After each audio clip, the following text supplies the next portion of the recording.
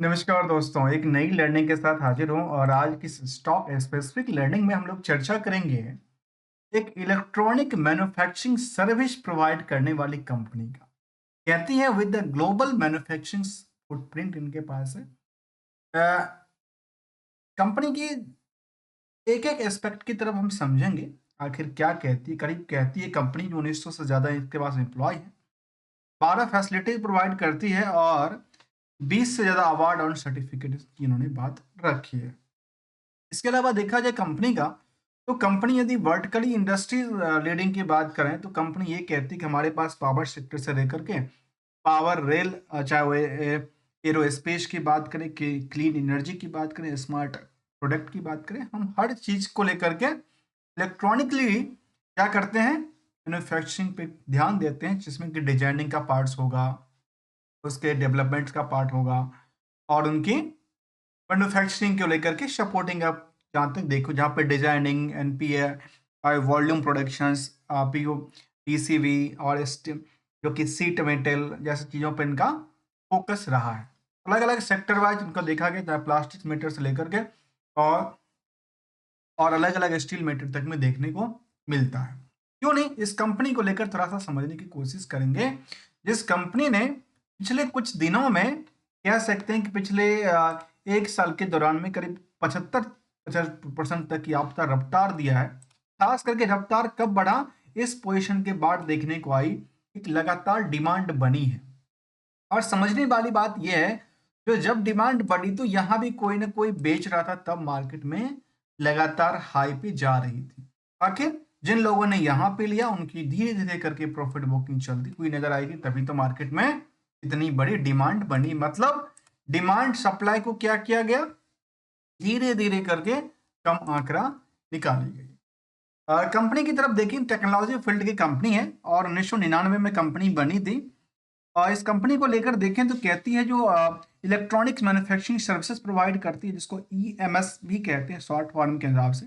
और कैपेसिटीज की बात कहती है कि deliveries, box build solutions, focusing on the high value precious engineering, जो कि इंजीनियर्ड प्रोडक्ट की बात करती है। अब इसकी हम कुछ फंडामेंटल स्ट्रेटजी को समझते हैं और फिलहाल हम करंट प्राइस को छोड़ते हैं, बोलते हैं। जहाँ तक बुक वैल्यू का सवाल है, 85 रुपये का है। इंटरेस्टिंग वैल्यू करीब 92 का है। इनमें बहुत ज़्यादा गैप नहीं बनता है। लेकिन जैसे ही आप इंडस्ट्रियल की पी के अकॉर्डिंग इसको कंपेयर करेंगे, तो इस इनके स्टॉक मार्केट की दुकानों पे निवेशकों का इंटरेस्ट है, वो कंपैरिजन विद जो बाकी कंपनियां हैं उससे क्या है, डबल से ज्यादा है। मतलब क्राउड भर के पड़ी है, इसको कह सकते हैं काफी ज्यादा भीड़ है। किसके लेवल पे, अर्निंग पर शेयर के लेवल। जिस कंपनी में 6 करोड़ 61 लाख की शेयर है, उसकी पर शेयर की जो अर्निंग है वो 4 रुपये 37 पैसे कहता है, जिसकी वजह से इसको इसको कम मल्टीप्लाई करने के बाद हमारे पास निकल के आती है करंट सिचुएशन की प्राइस, जो कि फिलहाल क्या कर रही है, हायर टू हायर के आसपास अपनी नई रेजिस्टेंस क्रिएट करने के प्रयास में लगी हुई है। और कई बार थोड़ा बहुत करके प्रॉफिट बुकिंग भी चलती रहती है। This is a time, market की सिंपल स्ट्रेटजी है, जहां पे एक तरफ से लोग खरीदते हैं, एक तरफ पे बेचते हैं, उसी में डिमांड और सप्लाई के अकॉर्डिंग प्राइस में अप और डाउन चलती रहती है। फिलहाल हम इसके देखो तो 5,000 करोड़ से ज्यादा की मार्केट कैप है। प्रमोटर्स की होल्डिंग 50% के आसपास की बात करती है। आर ओ या आर ओ सी की आंकड़ा की बात करें तो बहुत ज्यादा रिटर्न की बात नहीं कर रही है। लेकिन यदि हम इनकी डेट्स टू इक्विटी के बारे में देखें तो ज्यादा कहती है, 0.35 का आंकड़ा देती है।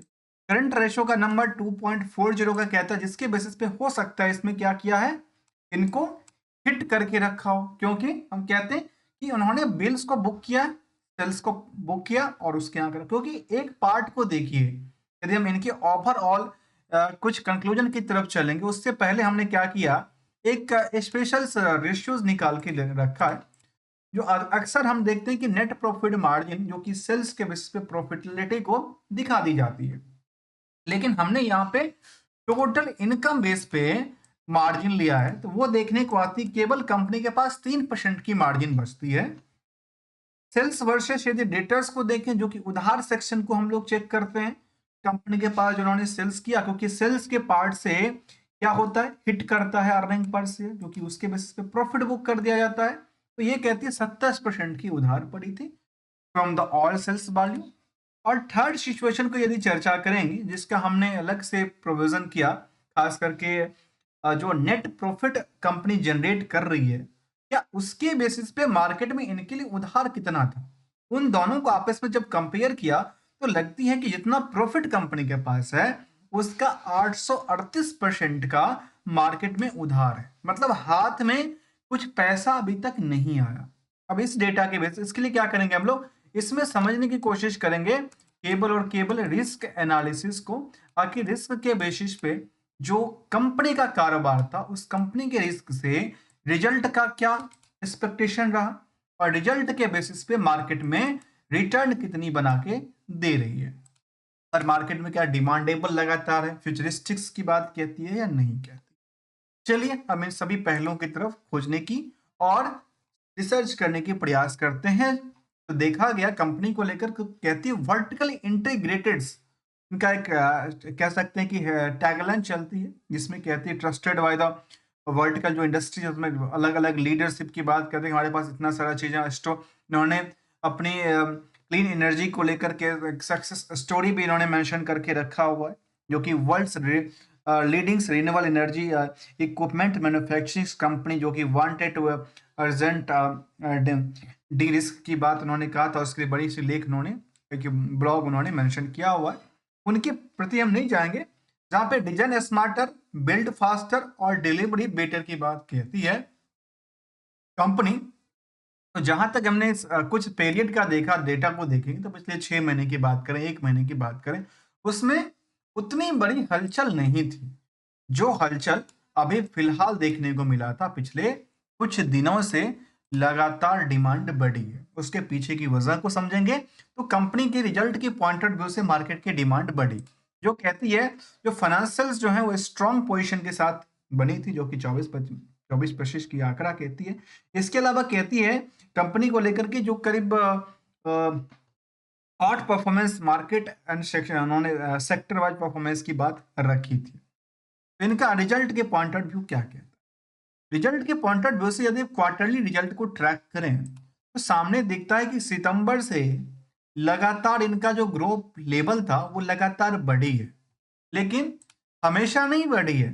कई बार कुछ दिक्कतों का सामना भी करना पड़ा है, जैसे कंपेयर करके देखें तो इस पीरियड में थोड़ा सा दिक्कतों का सामना करना पड़ा था। बट वाई के बेसिस पे कंपनी में 36% से लेकर के बाकी सारी चीजों में बीटा तक में 140% की ग्रोथ की बात कहती है। वही चीज को नंबर में देखें तो कंपनी का खुद का कारोबार भी 161 करोड़ कहती है, और ओवरऑल कंपनी का जो कारोबार है उस कारोबार में देखा गया कि 275 करोड़ की टर्नओवर क्रिएट करती है, जो कि पिछले सितंबर से बेटर रिजल्ट की बात कहती है। उसके अलावा पिछले से पिछले पिछले से पिछले में क्या कहती है, लगातार, मतलब इसको फिलहाल पिकअप द क्या कह सकते हैं, क्वार्टर कह सकते हैं, जहां पे सबसे ज्यादा इन्होंने सेल्स क्रिएट किया। जबकि सेल्स क्रिएट करने के साथ साथ अच्छी बातें ये रही, जो लास्ट 2-3 क्वार्टर में जो इनके पास जो ऑपरेटिंग प्रॉफिट था वो काफी कम था, वो अच्छी ग्रोथ के साथ 11% तक वृद्धि दर्ज कर। एक अच्छी बात और निकल के आई, जो अदर सोर्स ऑफ इनकम इनके पास जितने हैं उनसे लास्ट पीरियड में ये एडजस्टेबल हो पाते हैं, खास करके इंटरेस्ट की बर्डन को लेकर के, अर्थात जहां पे कर्ज को लेकर थोड़ा सा दिक्कतों का सामना करना पड़ता है पेमेंट को लेकर के, तो यहाँ पे इनके पास इनसे इतना सेटअप बन जाती है। नेट प्रॉफिटेबिलिटी पार्ट को देखें तो फिलहाल अब इसको टॉप ऑफ द क्वार्टर नहीं कह सकते, क्योंकि इससे पहले भी 23 करोड़ की प्रॉफिट बुक किया था, 15 करोड़ तक पहुंचा था, 17 करोड़, क्योंकि यहाँ पे पिछले क्वार्टर में कंपनी ने नुकसान दर्ज किया, तो इसके बेसिस पे सेंटिमेंटल क्या कहा, भाई पिछले तो नुकसान में था, अब हम लगातार क्या कर रहे हैं, वृद्धि दर्ज कर रहे हैं।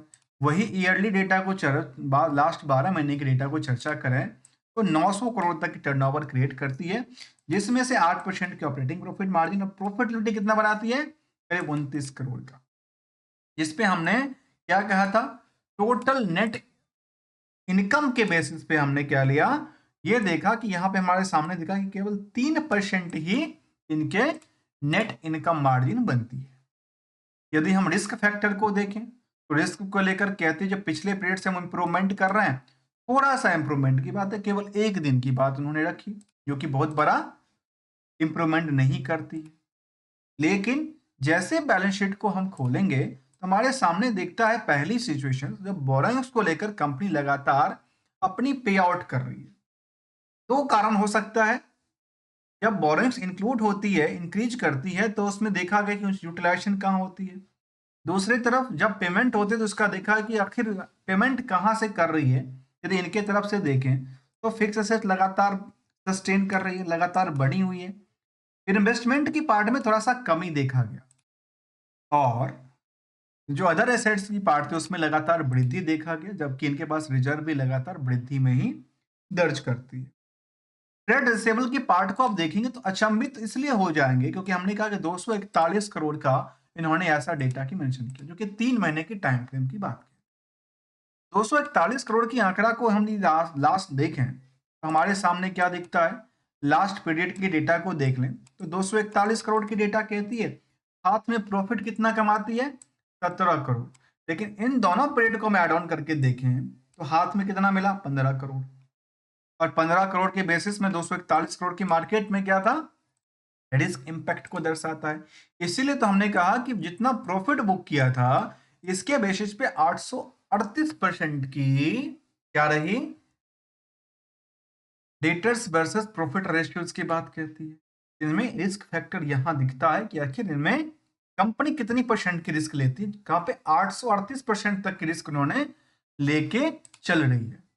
जहां पे कंपनी की यदि हम बैलेंस शीट के फिगर को देखें केवल और केवल इस भाव से देखें कि इनमें ग्रोथ लेवल क्या है, तो कंपनी के ग्रोथ लेवल के बारे में कहती है, तो वीकनेस की बात कहती है। क्यों कहती है, क्योंकि 17% आप अपनी एसेट्स को क्रिएट करते हैं और उसका डबल मतलब 34 होता है, लेकिन आप 38% अपनी लायबिलिटी को सिर पे लेके घूम रहे हैं। तो ये आपकी चाबसी तो नहीं हुई, लेकिन चलिए इनको भी हम जरा क्लियर करने की प्रयास करते हैं। इस पे ये पिछले साल से पिछले पीरियड से ऐसा दिक्कत देने को मिला है।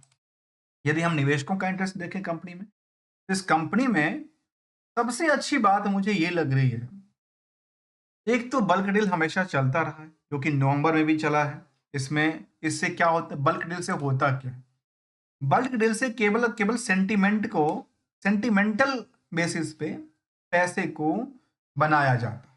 कैसे, क्योंकि आप देख लीजिए जो ये कंपनी है और ये कंपनी रही, इन्होंने मार्केट में आई खरीदने और बेचने को सिलसिला को लेकर के, तो जो जितना शेयर को लेती है यहाँ पे देखा गया ये बाई करती है इतना इस रेट पे, बेचती है। यदि 1 रुपये की बेनिफिट मिल जाता है, मतलब मार्केट में जिस दिन सेंटिमेंटल बनाना हो उस दिन ऐसे वॉल्यूम के बेसिस पे सेंटिमेंटल बन जाता है।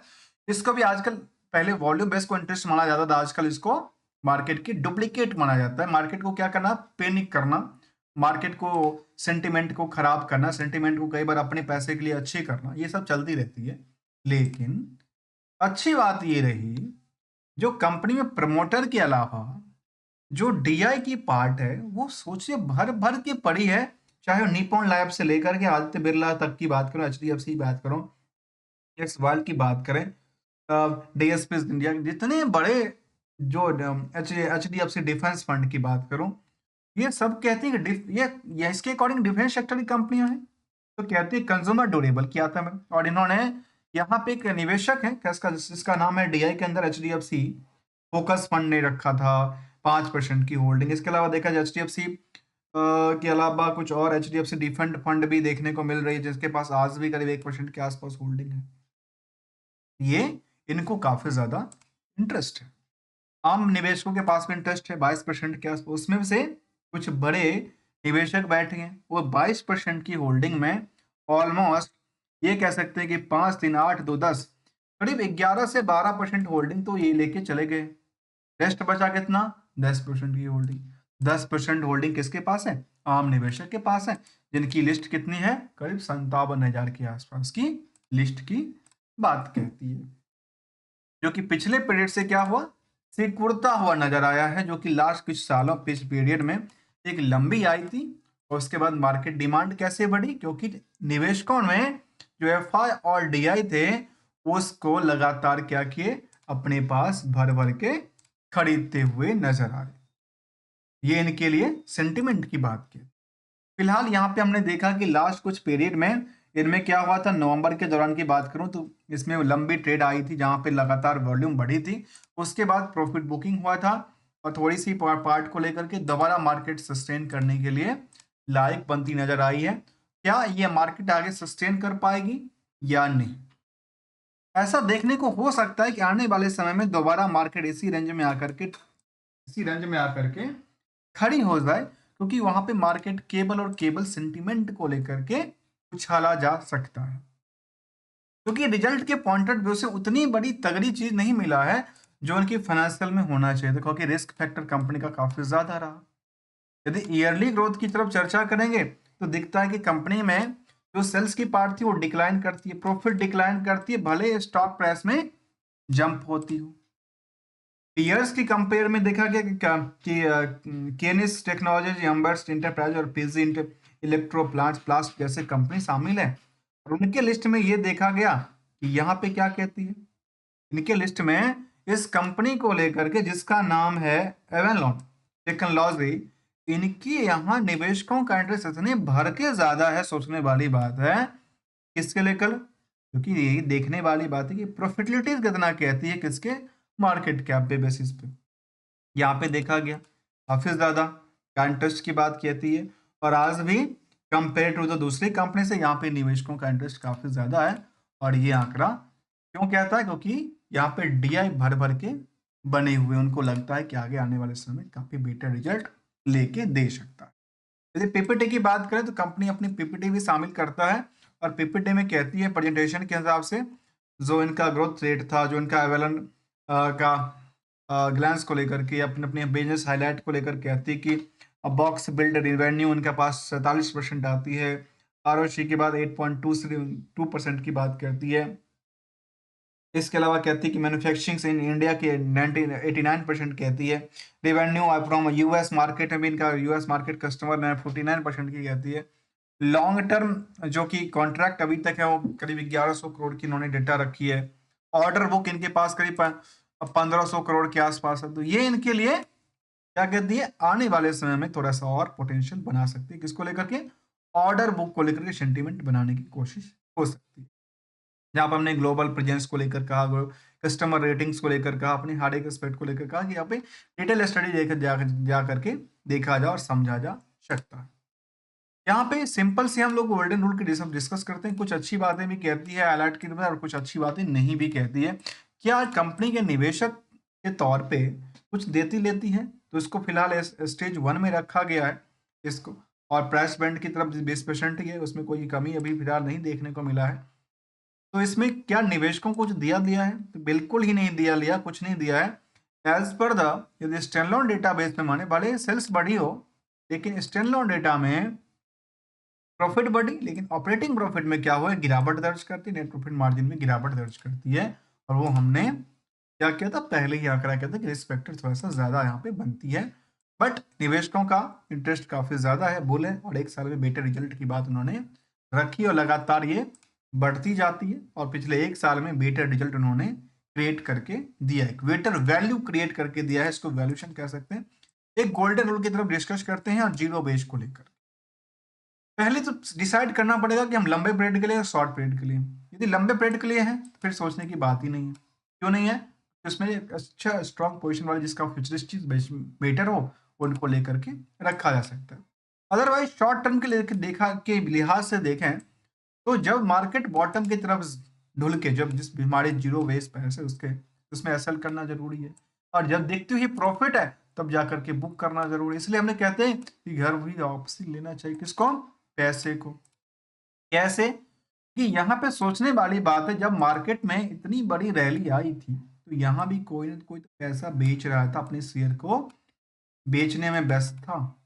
क्या था, अपने बेचने में व्यस्त था। तभी तो मार्केट में क्या हुआ, जिनके पास 1000 शेयर था उन्होंने 100 शेयर निकाल दिया, धीरे धीरे करके कॉस्टिंग कम कर लिया, जीरो बेस बना लिया, उनकी प्रॉफिटली बने निकल गई और उनकी और बाकी सारा बच गया। ऐसा ही बात कहती, बाद में यदि मार्केट नीचे भी गया तो उनका जाता क्या है, कुछ तो गया नहीं है, क्योंकि जो एक्चुअल लगा था उससे ज्यादा उनके पास प्रॉफिटलिटीज निकल चुकी है। ऐसा ही डेटा की बात उन्होंने रखी और समझने की हम लोग कोशिश करते हैं विदाउट किसी रिकमेंडेशन और एडवाइजरी को लेकर के।